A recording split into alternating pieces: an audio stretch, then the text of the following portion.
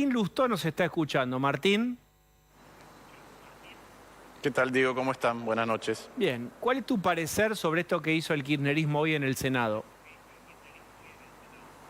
Bueno, mi primer parecer es que es lamentable.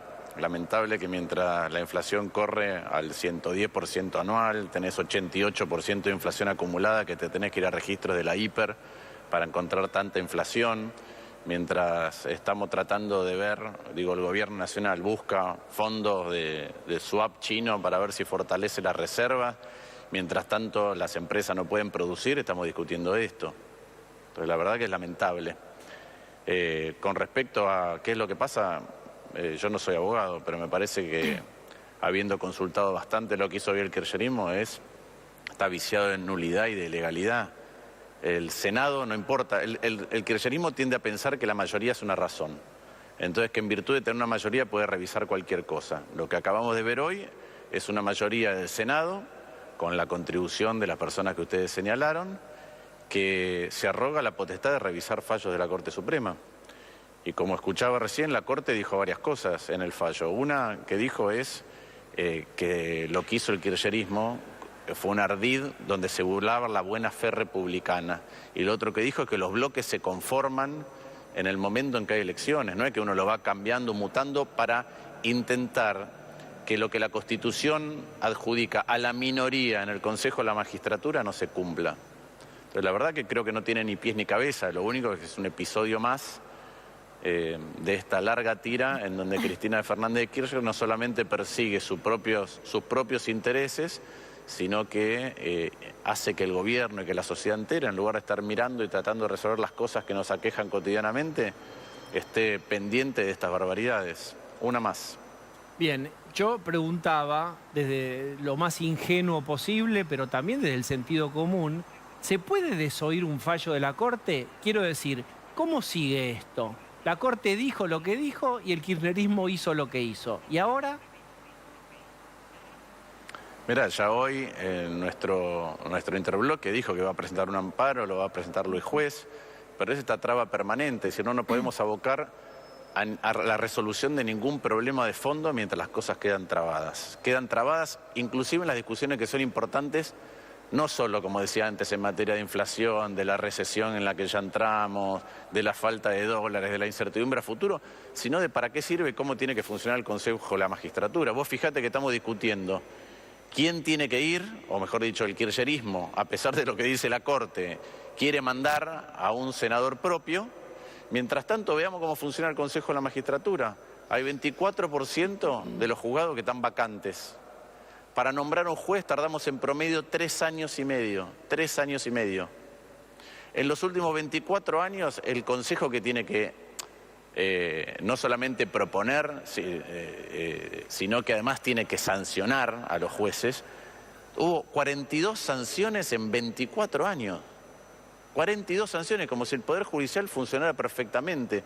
No discutimos a la hora de ver qué recursos tiene la justicia para funcionar mejor, quién es el administrador del Consejo de la Magistratura que debería administrar otra vez el mecanismo de función de la justicia y cuáles son los recursos que necesitan los jueces para poder brindarnos soluciones en tiempo y forma a los ciudadanos, más allá de lo que es la justicia federal. Entonces, la verdad es que no discutimos nada relevante, ni siquiera cuando estamos discutiendo el Consejo de la Magistratura. Estamos discutiendo una tensión porque, como en muchas otras cosas, cuando a Cristina algo no le gusta, trata de usar el argumento de una mayoría transitoria para llevarse todo puesto. Ya lo hizo hace poco, no le gustó un fallo de la Corte Suprema, entonces quiso ampliar la Corte Suprema a 25 miembros. No le gusta cómo votan los porteños, le saca la plata y entonces hay que recurrir a la Corte para que restablezca esa situación, que es lo que hizo la ciudad de Buenos Aires. Cuando no le gusta cómo va en juicio, ataca a los jueces con nombre y apellido, como lo hizo hace poco también en el debate en presupuesto, si no recuerdo mal, Tailade. La verdad que, nada, cada vez que hay lo que nos le gusta es un ataque institucional. Pero bueno, acá la novedad, resolver Martín, cualquier cosa. El ataque institucional se repite en muchísimas áreas, pero la novedad acá es que están desoyendo abiertamente un fallo de la Corte. Insisto con esto, Rosati como presidente de la Corte y además al frente del Consejo de la Magistratura. en lo concreto, en los hechos, en lo cotidiano, ¿les va a tomar juramento a Doñate o no? Él está en los dos lugares. Consejo de la Magistratura debería tomarle juramento. Ahora, él forma parte de la Corte Suprema que dijo que eso no es válido. Yo ni siquiera creo que debería tomarle juramento porque de acuerdo a la Constitución, ¿sí? E inclusive de acuerdo a cómo funciona nuestro reglamento, lo que ellos intentaron utilizar hoy, lo que se hace es que representantes de los bloques, ¿sí? Eleven cuáles son sus candidatos y los envíe la presidenta. No es que nosotros decidimos y votamos quiénes son los representantes. No funciona así. No es que por una mayoría uno vota. ¿Cómo tenemos que entender que se seleccionan los representantes del Senado en el Consejo de la Magistratura? Entonces yo creo que no le van a tomar juramento a Doñate. Quiero creer que además, para reforzar esa línea, como ya lo hablaron ustedes y lo dijimos, juez va a presentar un amparo.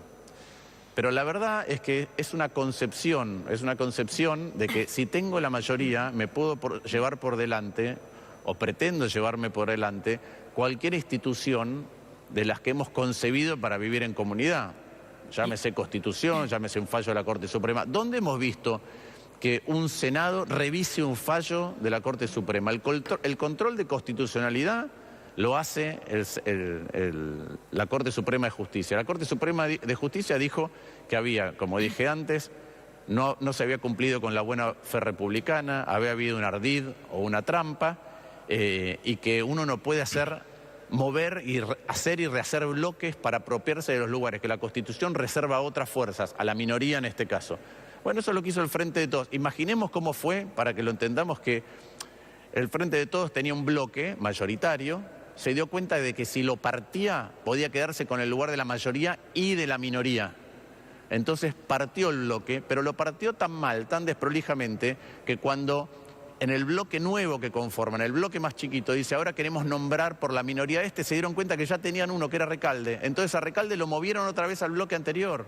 Eso es lo que está diciendo la Corte. La Corte está diciendo que hay ciertas reglas y ciertos comportamientos que nos damos para poder encontrar un mecanismo de resolución de conflictos. Le está diciendo que la mayoría y el atropello y pasar por encima de los conceptos republicanos no son un mecanismo válido en una sociedad que tenga estos principios fundantes en la Constitución. Se lo dijo la Corte, yo creo que se lo va a volver a decir en un amparo y además no creo que el Consejo de la Magistratura le tome juramento.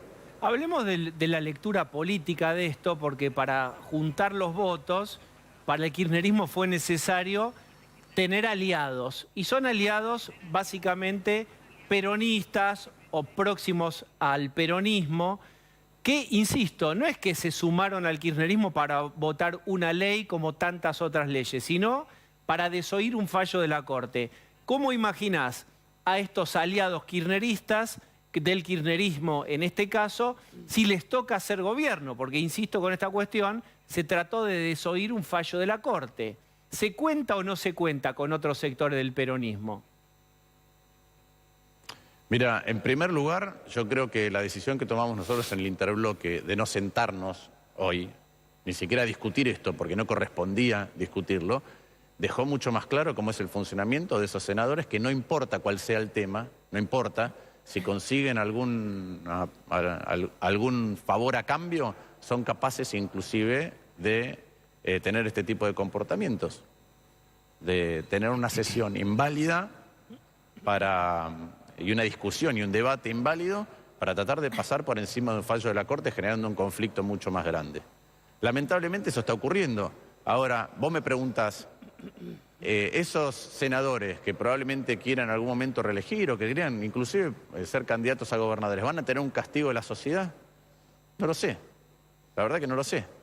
Depende de cuán importante, yo creo que son sumamente importantes, estos temas que pueden vertebrar cualquier otro tipo de solución que la Argentina requiere, porque si no hay un mínimo no hay un mínimo acuerdo en cuáles son las reglas con las que interactuamos, cómo son los mecanismos por los cuales se zanjan las cuestiones, que están escritas otra vez en nuestra Constitución en muchos casos o en leyes. Si a vos te parece que da todo lo mismo, la verdad que es de una gravedad inusitada.